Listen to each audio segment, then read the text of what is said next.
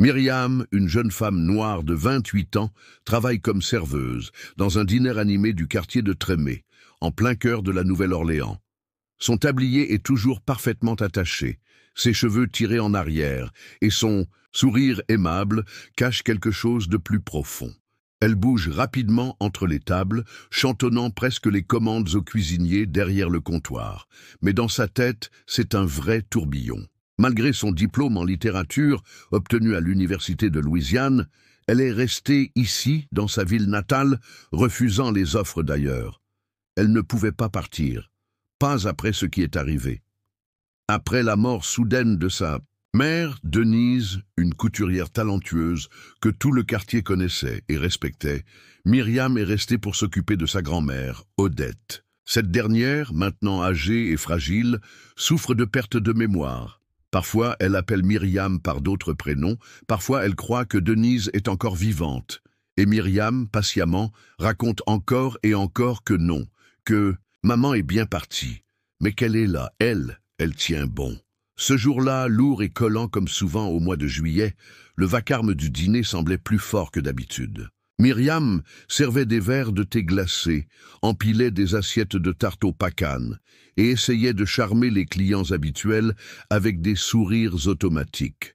Puis, près du coin-fenêtre, elle aperçut un portefeuille tombé au sol à côté d'une banquette fraîchement vidée. Elle se pencha, le ramassa doucement et regarda autour d'elle. Personne ne semblait l'avoir oublié. C'était un portefeuille en cuir sombre, élégant mais discret. Dedans, une carte d'identité au nom de Charles Beaumont, un homme blanc, costume bien taillé, venu plus tôt, qui avait peu parlé. Ce qui arrêta net Myriam, ce ne fut pas son nom, ni son apparence. C'était une vieille photo pliée en deux, glissée dans la doublure du portefeuille. Elle la sortit, intriguée, puis sentit ses jambes trembler légèrement. Sur l'image en noir et blanc, Denise, jeune, radieuse, le sourire large et franc. Myriam sentit un coup dans la poitrine. Elle ne comprenait pas tout, mais quelque chose là n'allait pas. Ce n'était pas juste une photo oubliée, c'était un fragment de vérité glissé par accident entre les pages de sa vie. Myriam lut le nom gravé sur la carte de crédit plusieurs fois comme si les lettres allaient soudain changer. Charles Beaumont. Ce nom, elle le connaissait.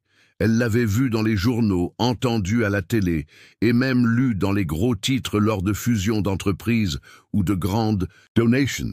Il était à la tête de la Fondation Beaumont, ce réseau tentaculaire qui finançait des écoles privées, des hôpitaux et de vieux théâtres dans le Sud. Un homme de pouvoir, milliardaire, reconnu partout aux États-Unis. Elle se rassit sur le tabouret près du comptoir, le portefeuille toujours entre les mains. Ses pensées tournaient à toute vitesse.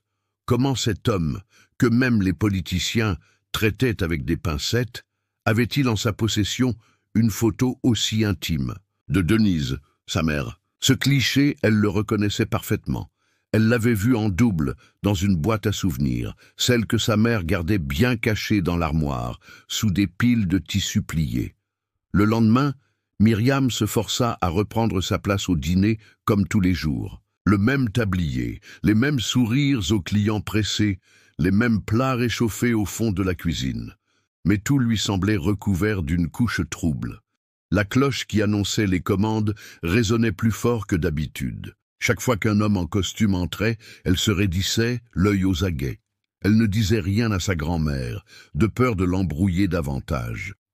Mais à l'intérieur, un feu avait commencé à brûler. Elle posait les tasses de café avec soin, notait les commandes, consciencieusement, mais son esprit n'était pas là. À chaque pause, quand elle s'asseyait 5 minutes derrière le restaurant avec une canette de soda à moitié vide, les questions revenaient comme des vagues. Pourquoi Charles Beaumont avait-il gardé cette photo si longtemps? Et surtout, pourquoi sa mère n'avait jamais parlé de lui? Pas un nom, pas une allusion, rien.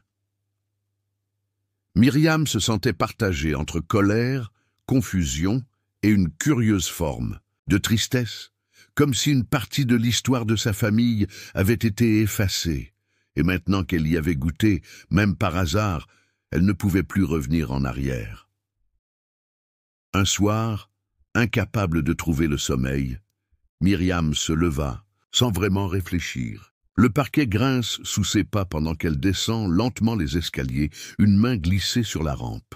Dans la vieille maison familiale du faubourg Marigny, les murs semblent retenir leur souffle avec elle. Elle pousse la lourde porte, en bois qui mène au sous-sol. Une odeur d'humidité et de poussière l'enveloppe aussitôt. C'est ici où qu'elle jouait petite, en se cachant derrière les vieux tissus que sa mère Denise entreposait pour ses créations. Myriam avance prudemment parmi les étagères bancales et les caisses oubliées. Son regard s'attarde sur des rouleaux de tissus désormais ternes, des patrons cousus main dont les bords s'effilochent, et des albums de photos dépassant légèrement d'un carton ouvert. Rien de tout ça ne lui semble nouveau, jusqu'à ce qu'elle remarque une boîte en carton bleu pâle, presque décolorée, coincée au fond d'une étagère. Elle la tire vers elle, souffle un peu de poussière, puis l'ouvre avec précaution. À l'intérieur, des dizaines de lettres soigneusement rangées, toutes dans des enveloppes dépliées, certaines encore avec des traces de plis. Myriam en prend une, déroule lentement la feuille. L'écriture est reconnaissable entre mille, celle de sa mère, fluide, légère mais ferme. Chaque lettre est adressée à la même personne. R. Aucun nom de famille, aucune adresse. Complète, juste une initiale. Elle commence à lire, une, puis une deuxième, puis encore une autre. Les phrases sont pleines d'émotions, d'attente, de tendresse, de blessures à peine cachées. Certaines évoquent des promesses, d'autres, la difficulté de garder le silence. Et une chose saute vite aux yeux. Aucune de ces lettres n'a jamais été envoyée. Avec le cœur serré, Myriam comprend peu à peu ce que sa mère avait vécu en secret. À travers ces mots soigneusement couchés sur le papier, elle y découvre une Denise pleine de vie et de contradictions, amoureuse, fière, mais aussi inquiète. Elle parle d'un amour impossible, de frontières sociales, de responsabilités familiales plus lourdes que ses rêves. Un vide s'ouvre dans la mémoire de Myriam, comme si une pièce longtemps fermée venait d'être entr'ouverte.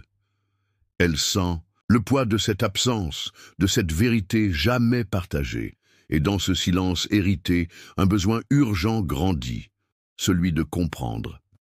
Il fallut plusieurs jours à Myriam pour rassembler le courage. Pendant ce temps, elle tournait en rond dans la maison, repliait les draps sans raison, préparait du café qu'elle laissait refroidir sur la table. Les lettres, elle les avait rangées dans une boîte à chaussures sous son lit, mais son esprit restait accroché à chaque mot. Tout ce qu'elle croyait solide sur son passé semblait maintenant fragile.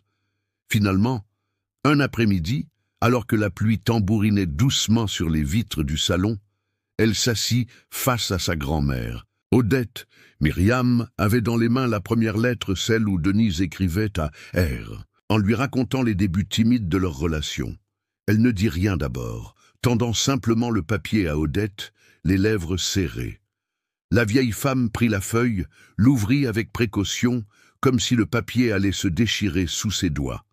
Elle resta silencieuse un long moment. Puis elle releva les yeux, brillants, et sembla plus vieille d'une décennie. « Je savais qu'un jour tu trouverais tout ça, » murmura-t-elle, la voix rauque. Elle posa doucement la lettre sur ses genoux, les mains tremblantes. Pendant un instant, Myriam ne dit rien, elle attendait qu'Odette parle, qu'elle confirme ce que les lettres suggéraient. Et enfin, les mots vinrent, lents et douloureux. « Ta mère, Denise, elle était tombée amoureuse d'un homme qu'elle n'avait pas le droit d'aimer, Charles Beaumont. » Le nom résonna comme une cloche mal accordée. Ils s'étaient connus quand elle travaillait dans un petit atelier de couture à Uptown. Il venait parfois faire retoucher ses costumes. Ils ont commencé à se parler, puis à s'écrire. Tu sais, à l'époque, ce genre de choses, c'était dangereux. Une femme noire et un fils de famille blanche fortuné. Impossible. Elle ferma les yeux un instant. Quand la famille de Charles a découvert leur relation, tout s'est arrêté. On l'a éloignée d'elle. Et pas longtemps après, elle s'est rendue compte qu'elle était enceinte. Il était déjà parti. Elle n'a jamais su s'il était au courant. Myriam sentit une boule se former dans sa gorge. C'était donc cela. Toute sa vie, on lui avait raconté une version lissée. Mais maintenant, le vide laissait une trace, une silhouette assez nette pour qu'on puisse enfin s'y reconnaître. Et rien ne serait plus jamais pareil. C'était un jeudi en fin d'après-midi. Le soleil de la Nouvelle-Orléans descendait lentement derrière les immeubles du faubourg Marigny et jetait des reflets orangés sur les vitres du diner Lafayette, ce vieux resto rétro aux banquettes rouges où Myriam travaillait depuis presque 4 ans. Elle avait réservé une table discrète près de la fenêtre, un peu à l'écart. Pour une fois, elle ne portait pas son uniforme. Une robe sobre, des cheveux détachés, les mains tremblantes sous la table. Elle avait longuement hésité avant de passer cet appel. Prétendre être une cliente intéressée par un projet communautaire pour attirer Charles Beaumont jusqu'ici, c'était peut-être tordu, mais elle savait qu'il ne serait jamais venu s'il avait eu connaissance de la vraie raison. Il avait accepté poliment, comme s'il en avait l'habitude. Probablement croyait-il qu'il s'agissait juste d'une rencontre de relations publiques parmi tant d'autres. Il arriva à l'heure, costume gris et regard calme, comme quelqu'un qui sait lire une pièce d'un coup d'œil. Il ne la reconnut pas d'emblée, mais il la regarda avec plus d'attention que prévu, gêné peut-être par un sentiment diffus. Elle se leva pour le saluer, feignant un sourire décontracté. « Bonsoir, monsieur Beaumont. Merci d'avoir pris le temps. » Il s'installa en face d'elle, prit le menu machinalement. Elle décida de ne pas tourner autour du sujet trop longtemps. « Je sais que vous ne me connaissez pas, mais vous avez connu Denise Laurent. » Le nom flotta un instant entre eux. Le bruit ambiant du restaurant, les tintements de verre, les conversations à voix basse, tout sembla s'effondrer autour de cette simple phrase. Charles posa doucement le menu. Sa main cherchait le bord de la serviette qu'il attrapa d'un geste maladroit. Un léger tremblement parcourait ses doigts. Il ferma les yeux une seconde, et puis les rouvrit lentement. « Denise, souffla-t-il, je n'ai jamais pu l'oublier. » Le reste sortit presque sans effort. Il expliqua leur rencontre, leur histoire brève mais intense, la colère de ses parents, l'obligation de partir étudier à l'étranger. Il croyait alors que Denise comprendrait. Mais on lui coupa tout contact, et il n'avait jamais su.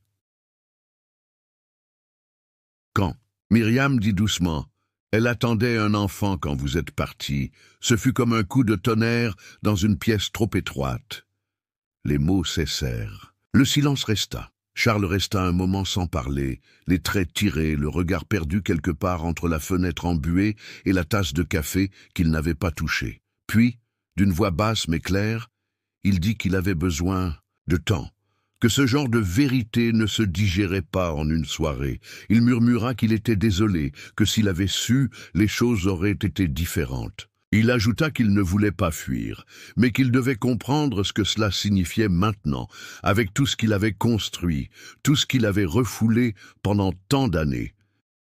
Myriam hocha la tête doucement, plus par automatisme que par accord réel. Elle n'avait pas de mots pour répondre. Une part d'elle comprenait, une autre hurlait en silence. Elle sortit du dîner Lafayette seule, en silence, le cœur serré, la respiration bloquée quelque part entre la poitrine et la gorge. Marcher dans la nuit humide de la Nouvelle-Orléans lui faisait du bien. Rien de spectaculaire, juste des pas, qui s'enchaînaient sur les trottoirs luisants, le vent tiède qui soulevait un pan de sa robe. Mais dans sa tête, tout se mélangeait. L'idée que Charles, ce magnate qu'elle n'avait jusque-là vu qu'à travers un écran de télé ou des pages de magazines, puisse être lié à elle par le sang, lui paraissait encore irréel. Et pourtant, impossible de nier les lettres, la photo, les yeux qui brièvement s'étaient posés sur elle avec une gêne émotive qu'elle n'avait pas simulée. Elle pensa à sa mère, Denise, à tout ce qu'elle avait vécu seule. Comment avait-elle porté ce poids, cette décision, ce silence? Myriam sentait une colère sourde monter, pas seulement contre Charles, mais contre l'injustice d'une époque, d'un système qui avait choisi pour eux. Comment un homme si influent, capable de faire bouger des millions de dollars, n'avait-il pas eu le courage de défendre un amour? Était-ce vraiment la vérité qui lui avait servi, ou un discours bien rodé, une manière rapide de couper court aux responsabilités? Le passé parlait enfin, c'est vrai. Mais il ne chantait pas. Il murmurait, grinçait, laissait des traces floues qui faisaient plus de bruit dans le cœur de Myriam que tout ce que le silence avait pu jamais provoquer. Elle n'avait pas les réponses, mais au moins, elle avait enfin les vraies questions. Quelques jours plus tard, alors que le ciel de la Nouvelle-Orléans virait au gris et qu'une pluie fine tapait contre les vitres du salon, Myriam composa le numéro de Leila, son amie d'enfance. Elles s'étaient connues à l'école primaire, et malgré les années, les études dans des villes différentes, les histoires de cœur à distance, leur lien était resté solide. Leila était devenue avocate, spécialisée dans les droits civiques, un métier qu'elle exerçait avec la même détermination qu'elle avait à 13 ans, lorsqu'elle défendait Myriam dans la cour de récré.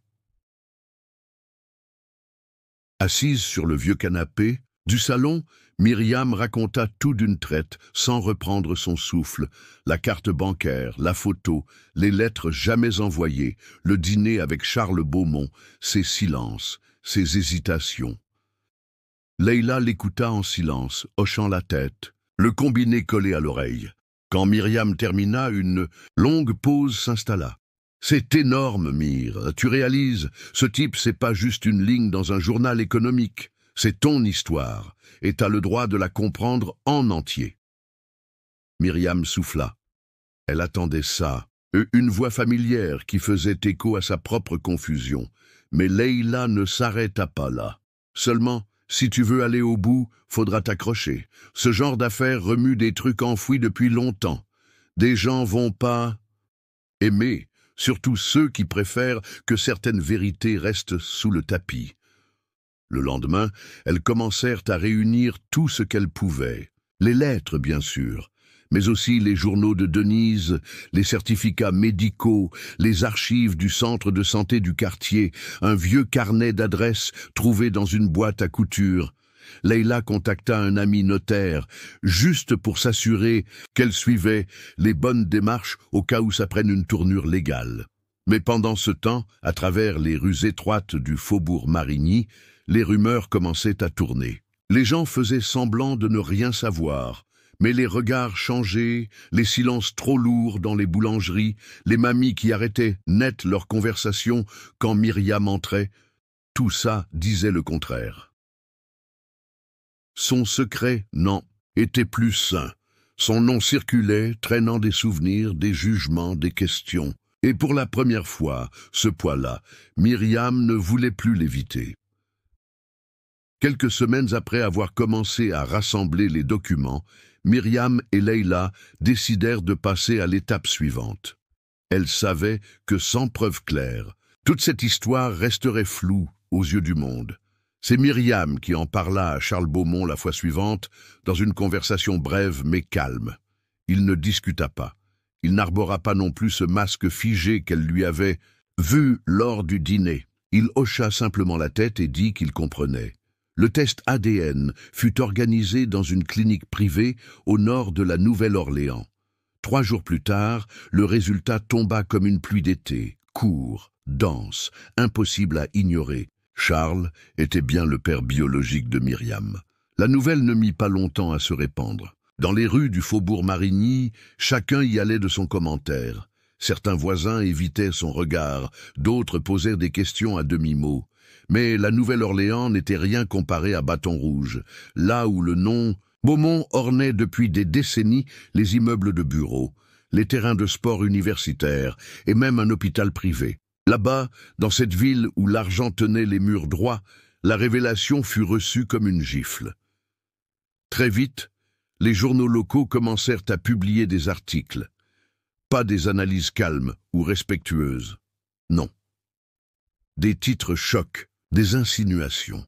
On parlait de Myriam comme d'une jeune femme obscure, venue du quartier populaire, décidée à bouleverser l'équilibre d'une famille respectable. On suggérait, sans jamais écrire noir sur blanc, qu'elle avait peut-être cherché à piéger Charles, qu'elle n'était pas là par hasard. Pire encore, sa mère, Denise, devint à son tour la cible de phrases assassines. Certains, éditoriaux, voilés de condescendance, la décrivaient comme une couturière ambitieuse, ayant voulu grimper socialement.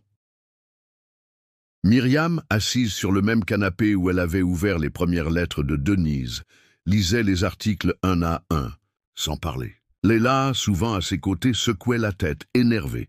C'était censé être une rencontre, pas une mise en examen. Et Myriam pensait exactement la même chose. Elle avait cherché des réponses, pas un éclairage médiatique. Ce n'était pas la vérité qui la blessait, c'était la façon dont on la tordait, dont on la jetait à la foule, sans aucun soin. Un jeudi matin, alors que le tumulte médiatique ne faiblissait pas, Myriam reçut un appel inattendu. La voix au bout du fil était celle de l'assistante personnelle de Charles Beaumont, très polie, très neutre, presque robotique. Elle lui demandait si elle pouvait se rendre à Bâton Rouge, plus précisément à Riverdale Heights, l'immeuble de luxe où Charles possédait une couverture donnant sur le fleuve. Malgré la nervosité, Myriam accepta. Elle savait que ce moment finirait par arriver. Le trajet depuis la Nouvelle-Orléans fut long et silencieux. Dans le train, elle regardait les champs par la fenêtre, son cœur cognant plus fort à mesure qu'elle approchait.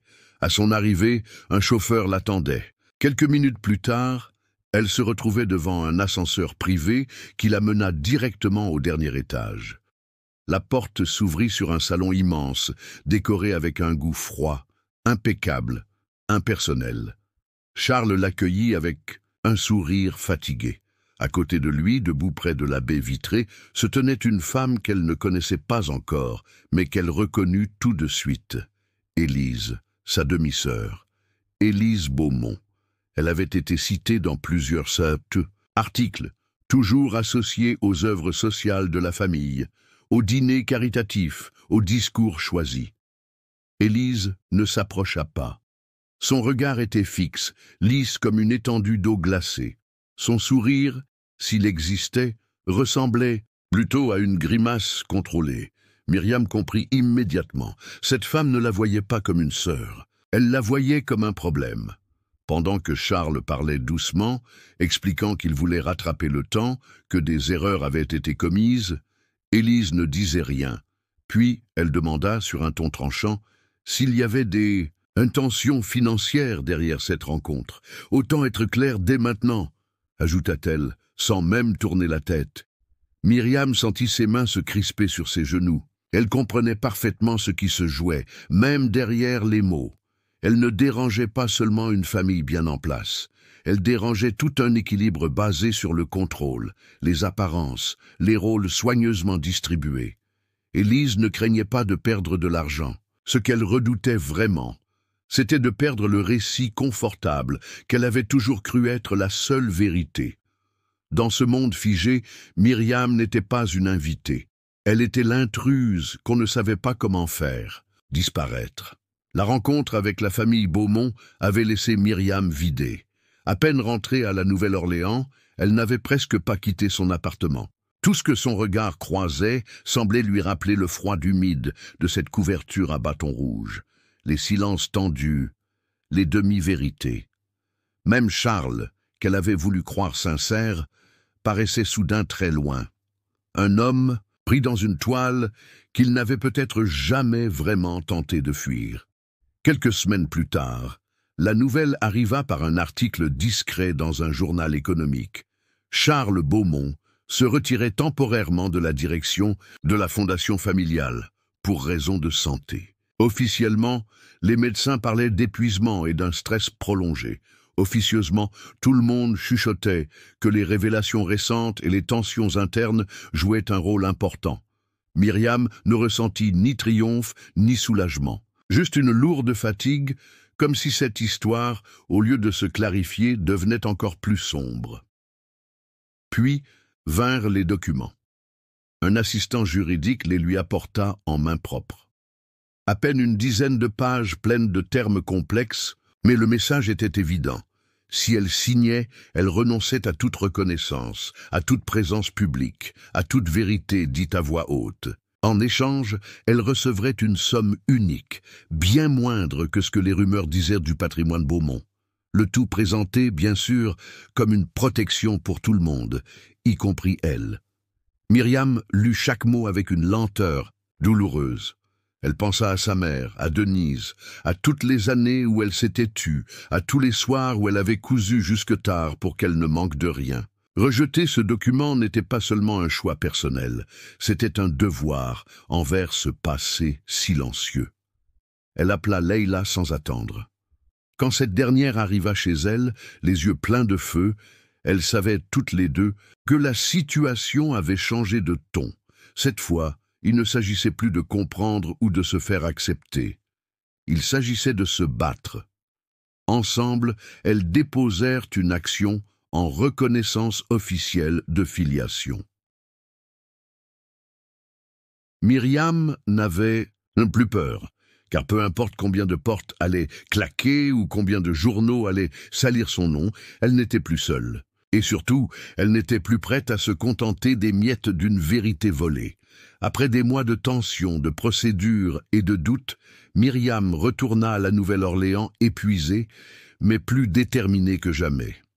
Elle avait compris que si tout autour d'elle tentait de l'isoler, elle n'avait pas besoin de leur validation pour exister. Elle voulait rendre son énergie à quelque chose de vrai, loin des tribunaux, loin des discours feutrés des grandes familles. C'est en passant devant l'ancien hôtel Belle-Rivière, aujourd'hui à l'abandon, qu'elle eut une idée. Cet endroit, qui autrefois appartenait à Charles Beaumont, n'était plus qu'un grand bâtiment vide, avec des stores cassés et une cour envahie par les herbes. À l'arrière, il y avait un vieux salon de réception, poussiéreux mais solide. Elle se dit que ça pourrait devenir autre chose. Avec quelques bénévoles de la paroisse du quartier et un coup de main d'un menuisier à la retraite, Myriam nettoya l'espace. Ils trouvèrent de vieilles chaises, repeignirent les murs, installèrent une grande étagère. Au début, elle ne savait pas exactement ce que ça deviendrait, mais un après-midi, une petite fille du quartier vint avec son frère et demanda timidement si elle pouvait lire un livre là, juste pour s'asseoir. Au calme, Myriam sourit et comprit. Elle lança un petit club de lecture, d'abord pour 5 enfants, puis une dizaine. Ils venaient après l'école, prenaient des livres, dessinaient, discutaient. Elle lisait à voix haute, leur faisait découvrir des histoires venues de partout, pas seulement celles des riches familles. Très vite, les parents commencèrent à s'arrêter aussi, curieux. Une maman lui dit un jour « Ce que vous faites, c'est pas juste beau, c'est vivant. Vous sauvez les rêves qu'on pensait perdus. » Les journaux locaux commencèrent finalement à s'y intéresser. Pas les grands titres, pas encore, mais ceux qui racontent la vraie vie. Les bulletins communautaires, les radios, indépendantes. On l'interviewa, on photographia les enfants en train d'écouter une histoire, assis sur des tapis colorés. À travers ce projet simple, elle reconstruisait quelque chose d'essentiel. Pas pour prouver sa valeur, mais pour partager ce qu'on voulait lui voler. Sa voix, sa mémoire, sa dignité. Dans ce salon réhabilité, entouré de rires d'enfants et de livres bien rangés, Myriam trouva ce que les grandes familles redoutaient, une force tranquille qui ne demandait la permission à personne d'exister. L'histoire prenait une tournure que même Myriam n'aurait pas pu imaginer. Le club de lecture grandissait, la procédure légale avançait lentement mais sûrement, et le silence de Charles se prolongeait. Mais de l'autre côté, dans les couloirs de la résidence des Beaumont à Bâton Rouge, Élise préparait un nouveau coup. Persuadée que Myriam cherchait à salir le nom de la famille, elle décida d'utiliser les lettres que cette dernière avait retrouvées dans les affaires de sa mère, Denise. Elle en sélectionna quelques extraits, sortis du contexte, bien sûrs, et les fit parvenir anonymement à un blog local connu pour ses articles à scandale. En quelques heures, l'affaire rebondit. On y trouvait des phrases coupées, des doutes imposés, des sous-entendus. On insinuait que Denise avait été instable, que sa seule obsession était l'argent ou la reconnaissance. Mais à la surprise d'Élise, les commentaires du public furent très différents de ce qu'elle avait prévu. Beaucoup de lecteurs virent autre chose dans ces lettres, une femme jeune, abandonnée, désespérée mais digne, qui avait essayé d'écrire sa vérité sans jamais réclamer vengeance. Cette réaction inattendue déstabilisa Élise. Ce soir-là, prise par une inquiétude qu'elle n'avait pas ressentie depuis longtemps, elle décida de retourner à la maison familiale. Là, dans le bureau que son père n'utilisait presque plus, elle ouvrit les tiroirs et les cartons oubliés. Elle tomba sur une vieille boîte en bois, sans serrure, mais couverte de poussière. En l'ouvrant, elle découvrit une autre série de lettres soigneusement attachées avec une cordelette. C'étaient les lettres de Denise, envoyées à Charles, mais jamais jetées. Certaines dataient de plus de 30 ans. L'encre était parfois effacée, mais les mots étaient intacts. Assise par terre, Élise lut chaque mot. Les lignes tremblaient, pleuraient, suppliaient parfois, mais ne haïssaient jamais. Denise y parlait d'amour, de confusion, de solitude. Et surtout, elle parlait de leur fille, de celle qu'elle avait élevée seule, sans soutien, ni mot de l'autre bord. Quelque chose bougea en elle. Ce n'était ni un choc, ni une illumination soudaine, mais une lente fracture, comme une glace, qui se fend. Pour la première fois, Élise vit sa propre histoire non comme un privilège, mais comme une forteresse construite sur l'effacement d'une autre. Peut-être que Myriam ne voulait voler aucune place.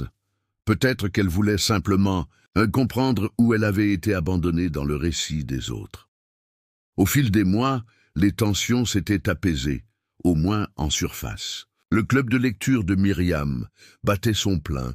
Des enfants attendaient avec impatience chaque nouvelle séance. La procédure de reconnaissance légale suivait son cours, et les regards dans le quartier, autrefois curieux ou méfiants, devenaient plus chaleureux. Pourtant, quelque chose restait suspendu, comme un mot non dit, une promesse fragile qu'on espère sans oser y croire. C'est dans ce contexte que l'annonce arriva. Une grande cérémonie allait avoir lieu à Bâton Rouge, dans l'auditorium flambant neuf, inauguré par la Fondation Beaumont. Il s'agissait d'un événement annuel, réunissant actionnaires, journalistes, mécènes, représentants de la communauté. Cette année, Charles y serait présent, malgré sa santé encore délicate. La rumeur disait qu'il avait insisté. Mais le choc fut encore plus grand lorsque Myriam reçut une invitation personnelle, manuscrite, signée de sa main. Le jour venu, elle monta dans le train avec Leila à ses côtés. Arrivée sur place, elles découvrirent un décor sobre, élégant, presque solennel. Les autres portèrent des costumes sombres, des badges brillants et parlaient à voix basse. Myriam n'y connaissait personne, pourtant elle n'avait jamais été aussi visible. Lorsque Charles monta sur scène, l'assistance se tut. Le vieil homme semblait fragile mais debout. Il parla d'avenir, de devoir social, de transmission. Puis, il marqua un silence. Son ton changea. « Ce soir, dit-il, je veux reconnaître ce que j'ai longtemps fui. Dire que je n'ai qu'un héritage à transmettre serait un mensonge. Si je renie qui elle est, je renie aussi ce qu'il y a de meilleur en moi. » Un murmure traversa la salle. Puis, lentement, Charles tendit la main vers le public. Myriam comprit avant d'entendre son nom. Elle se leva, traverse l'allée centrale. Tout était calme, sauf son cœur qui battait comme un tambour. En montant sur scène, elle croisa le regard de Charles. Il tremblait légèrement, mais son geste était ferme. Des mains applaudirent, d'abord quelques-unes, puis d'autres. Certains restaient figés, d'autres avaient les larmes aux yeux. Elle resta droite, les yeux brillants, mais sans flancher. Et à cet instant, c'est comme si Denise, sa mère, était là, à ses côtés, dans les plis de sa robe, dans l'air qu'elle respirait, dans chaque geste contenu. Tout n'était pas réparé. Mais quelque chose venait d'être recousu. Quelques semaines après la cérémonie, les projecteurs s'étaient un peu éloignés de Myriam, et c'était très bien ainsi. Elle préférait de loin l'ombre tranquille du club de lecture aux conférences de presse. Mais une invitation signée de la main de Charles la ramena à Bâton Rouge, cette fois dans les bureaux fraîchement rénovés de la Fondation Beaumont. Elle n'eut aucune idée de ce qui l'attendait, seulement qu'il s'agissait d'une annonce importante. En entrant dans la grande salle vitrée, elle découvrit Élise, assise calmement, pas souriante, mais pas froide non plus. Un geste, discret de tête, presque un salut silencieux. Il y avait aussi des membres du conseil, des figures connues de la communauté locale et quelques journalistes. Sur la scène, un pupitre attendait, flanqué d'un rideau dissimulant une plaque. Myriam s'installa au second rang, un peu à l'écart, le cœur partagé entre curiosité et méfiance. Charles monta sur scène, cette fois sans discours compliqué. Sa voix était plus posée, plus douce, comme si l'urgence l'avait quitté. Il parla de réparation, pas comme un devoir, mais comme une décision. Puis il présenta la naissance d'une nouvelle initiative, la Fondation Denise, visant à soutenir des femmes noires entrepreneuses à travers tout le sud des États-Unis. Elle offrirait des conseils, des microcrédits, de la formation, un espace pour exister sans se justifier. Il dit alors clairement que ce projet ne venait ni d'un cabinet de communication, ni d'un calcul stratégique. Il venait de deux femmes, Denise, une couturière invisible mais déterminée, et Myriam, sa fille, qui avait marché sans jamais crier mais sans jamais reculer. Puis, d'un geste solennel, il annonça que la direction du programme serait confiée à Myriam elle-même. Elle ne bougea pas tout de suite. Elle finit par monter, plus calme qu'elle ne l'aurait cru. Elle ne cherchait rien à prouver. Ce n'était pas une victoire, c'était un point d'ancrage. Elle accepta, parce qu'elle connaissait la valeur de cette responsabilité, non pour le regard des autres, mais pour honorer ce que sa mère avait porté seule pendant tant d'années. Un peu plus tard, quand la salle s'était vidée et que les lumières s'étaient éteintes, Myriam s'assit devant la plaque qui portait le nom de Denise Auclair. Elle passa ses doigts sur l'inscription gravée, puis murmura pour elle seule « Ce n'est que le début ». Ce jour-là, le soleil tapait fort sur les marches du nouveau centre et l'agitation dans le hall était joyeuse. Des femmes de tous âges entraient, discutaient, visitaient les pièces fraîchement peintes, caressaient du regard les grandes affiches qui parlaient de projets à venir. C'était le lancement officiel de la Fondation Denise, et tout respirait l'espoir. Myriam circulait doucement entre les invités, sans trop attirer l'attention, saluant poliment, échangeant quelques mots sincères. Elle observait surtout, essayant de graver chaque image dans sa mémoire. Ce fut en approchant du petit buffet qu'elle aperçut une femme âgée qu'elle ne reconnut pas tout de suite, mais dont le regard l'arrêta net. Elle se tenait droite, malgré l'âge, vêtue d'un chemisier clair et tenant un sac en toile contre elle. Elle s'approcha, les yeux déjà humides, et dit doucement « Tu es vraiment le portrait de ta mère.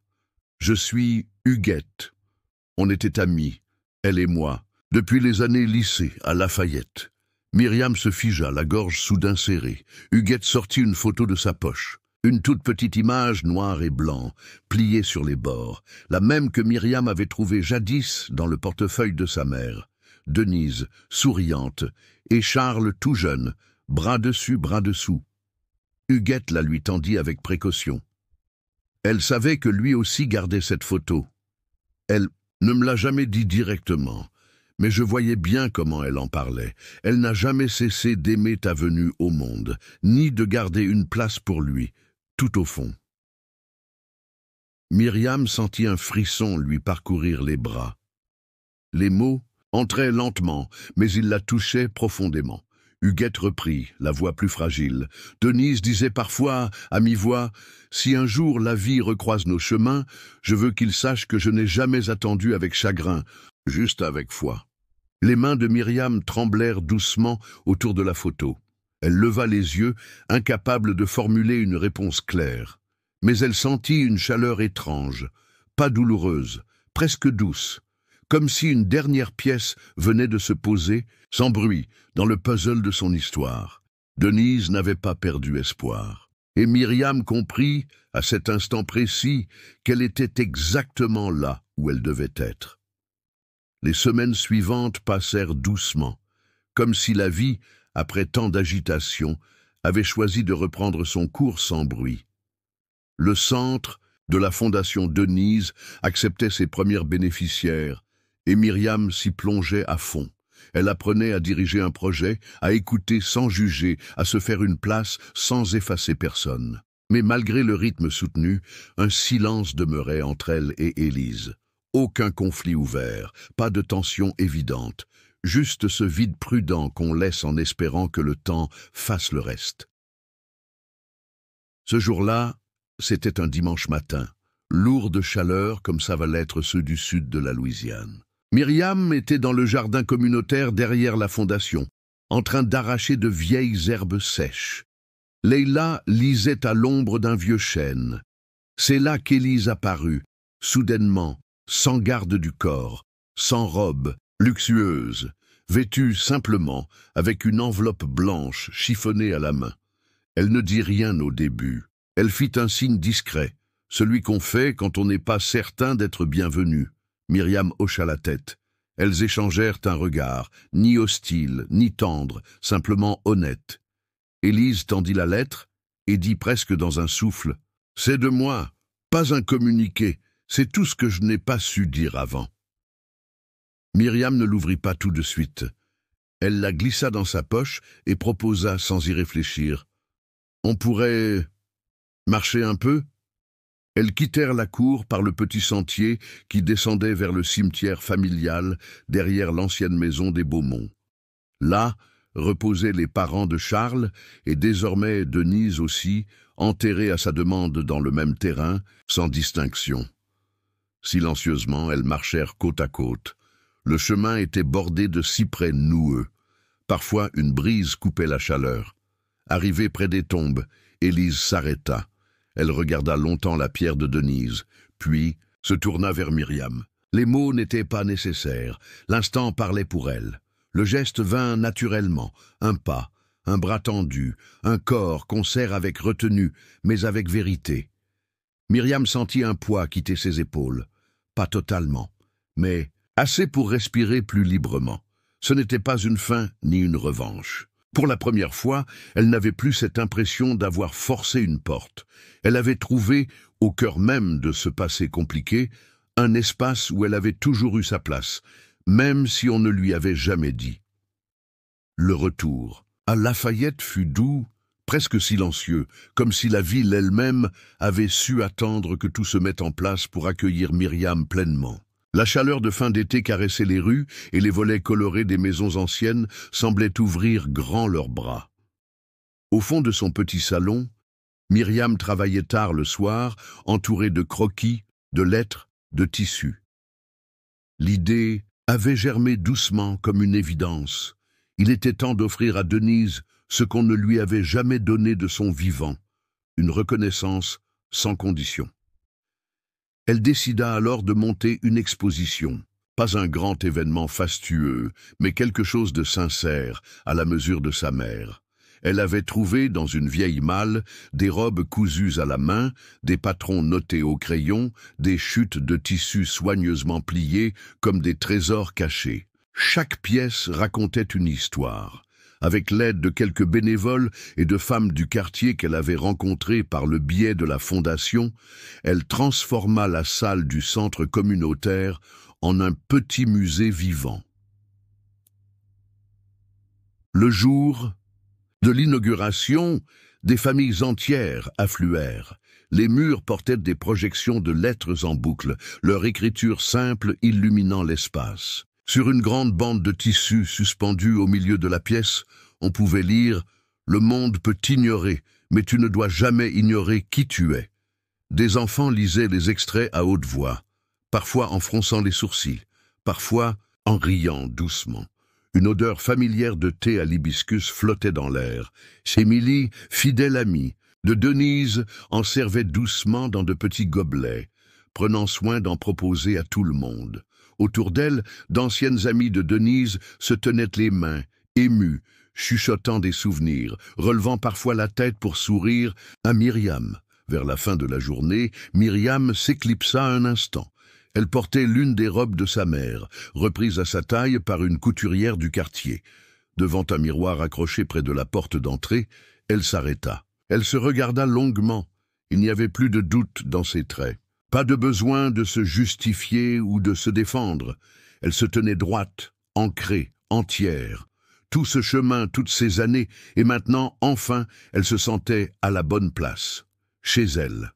Quand Myriam reçut l'invitation à participer à l'événement Semences solidaires, elle resta plusieurs jours sans y répondre. Il s'agissait d'un rassemblement national à la Nouvelle-Orléans, une cérémonie honorant des projets sociaux émergents dirigés par des femmes noires.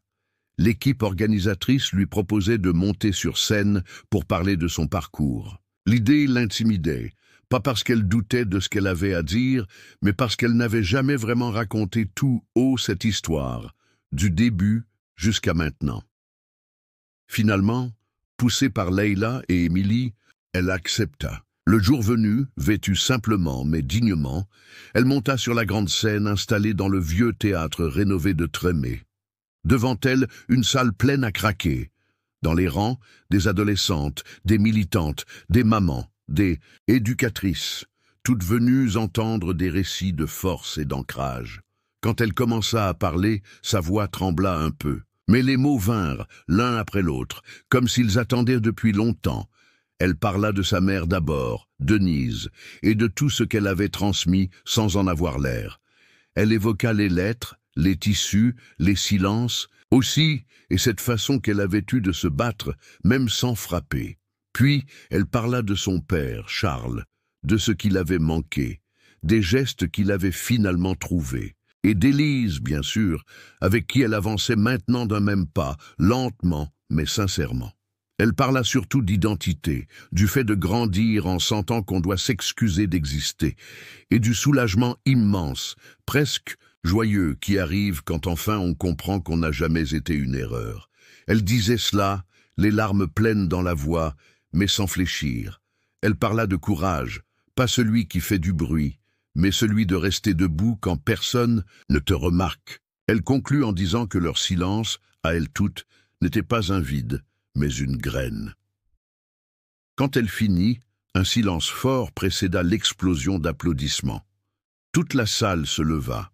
Certaines femmes applaudissaient, d'autres pleuraient, d'autres encore levaient les poings, comme pour confirmer chaque mot. Myriam resta immobile, touchée sans se cacher.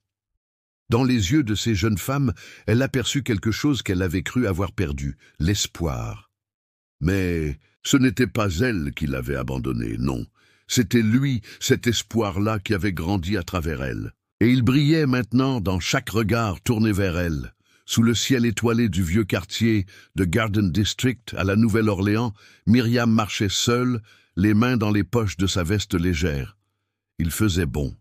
L'air sentait la terre humide et les fleurs de magnolia, et chaque pas résonnait faiblement sur les trottoirs craquelés. Autour d'elle, les vieux manoirs créoles montraient leurs façades adoucies par la lumière des lampadaires.